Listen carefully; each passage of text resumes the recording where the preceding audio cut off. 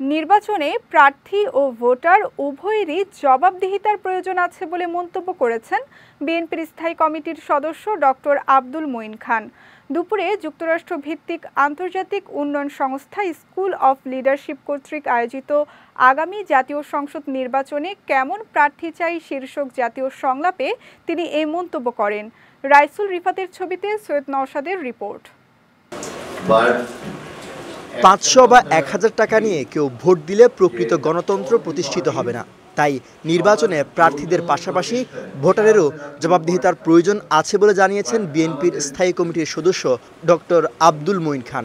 দুপুরে রাজধানীর pan pacific সোনারগাঁওয়ে স্কুল অব লিডারশিপ কর্তৃক আয়োজিত আগামী জাতীয় সংসদ নির্বাচনে কেমন প্রার্থী চাই শীর্ষক জাতীয় সংলাপে তিনি কথা জানান। কিন্তু আমি কিন্তু শক্ত ভাষায় বলছি, আমিও প্রার্থী হিসেবে কিন্তু ভোটারদের জবাবদিহি চাই। আমাকে তখন আমার নেতৃবৃন্দরা আবার ঠিক একইভাবে প্রশ্ন করেন, আপনি কি উল্টাপাল্টা কথা বলছেন? আমি উল্টাপাল্টা কথাই বলবো, কারণ আমার ভোটাররা যদি 5000 টাকা, 1000 টাকা বা 500 টাকার নোট পেয়ে অন্য জায়গায় ভোট দেয়, আমি কিন্তু তার জবাবদিহি নিয়ে প্রশ্ন করি। শেখ হাসিনা জোর করে ক্ষমতা দখল করেছিল উল্লেখ করে তিনি বলেন, রাজনৈতিক ও প্রশাসনিক ক্ষমতার অপব্যবহার করে আওয়ামী লীগ হাসিনাকে স্বৈরশাসক হিসেবে তৈরি করেছিল।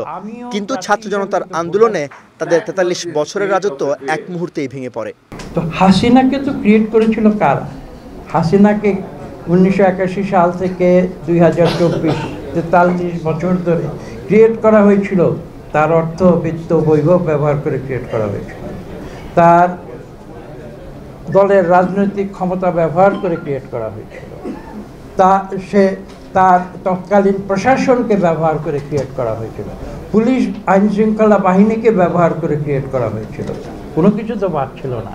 কিন্তু এত বড় ক্রিয়েশন 43 বছরে এক মুহূর্তে ধসে পড়ল কেন? আজকে সেই প্রশ্নটি করতে, এবং সেই প্রশ্নটি করলেই আজকের যে শিরোনাম, সেই শিরোনামের সঠিক উত্তর আপনারা দেবেন। অন্তর্বর্তী সরকারের সংস্কার নিয়ে মঈন খান বলেন, সংস্কারের পর নির্বাচনের সিদ্ধান্তের কথা সম্পূর্ণ অযৌক্তিক। কাজে আমি আগে সংস্কার করব, তারপরে অন্য কিছু করব, এটা তো হতে পারে না। এটা মানব জীবন যতদিন প্রবাহমান থাকবে, সংস্কার চলতেই থাকবে।